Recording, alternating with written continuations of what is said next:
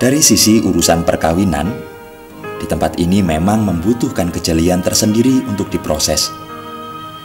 Berlanjut dalam soal perkawinan, kendala lain dalam soal ini juga lagi-lagi masih berbenturan dengan adat yang masih dipegang kuat. Masalah nikah, ada yang nikah tapi karena pengaruh adat, ada yang nikah juga anak-anak sudah besar, ada yang sudah rambut sudah putih, itu pengaruh adat. Kita misalnya ada yang kawin harus ada harta dari pihak laki-laki, harus bereskan itu baru bisa kawin. Pertama kawin secara adat, sesudah itu baru nikah gereja. Akibatnya, kebanyakan urusan pemberkatan nikah secara gerejawi belum bisa dilangsungkan. Kenyataan yang terjadi, pasangan-pasangan yang mau menikah ini belum selesai dengan urusan adat setempat, yaitu belis atau semacam mas kawin yang masih perlu waktu untuk dipenuhi dan seringkali terhambat karena mahalnya benda atau uang yang harus diserahkan. Dalam masyarakat adat, hal seperti ini menjadi semacam syarat mutlak dalam perkawinan.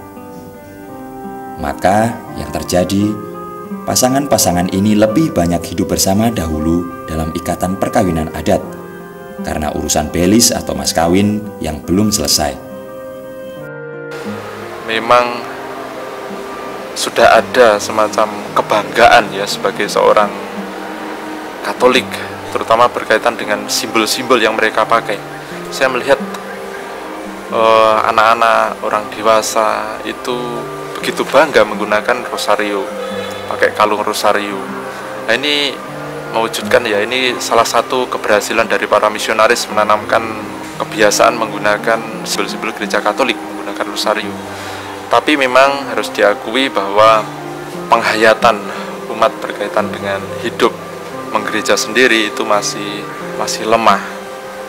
Kami sering lihat dan alami ketika kami di stasi maupun di paroki, soal perkawinan, soal paham mengenai iman Kristiani dan juga penghayatan Ekaristi, hidup doa itu dengan kehidupan sehari-hari kerap kali tidak nyambung. Ya, ini yang kerap kali memprihatinkan ya, dengan kebiasaan mabuk, kebiasaan selingkuh sana sini itu banyak sekali ya, dengan istri dua. Nah, itu yang penghayatan iman yang memperlihatkan bahwa memang dibalik simbol-simbol yang sudah mereka gunakan itu ya, penghayatan imannya itu masih kurang. Mentalitas masyarakat dan umat, bagaimana kita berpastoral yang disebut yaitu hadir bersama dengan masyarakat atau pastoral kehadiran itu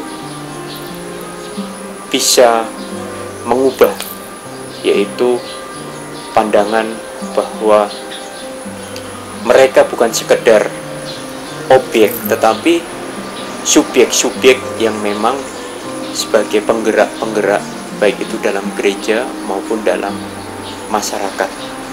Nah, inilah yang menjadi tantangan utama, bagaimana lalu gereja juga membangkitkan dalam sisi pastoral, misalnya bagaimana hidup yang teratur, hidup yang sehat, hidup yang kemudian memperhatikan anak-anak, hidup yang sederhana misalnya menabung.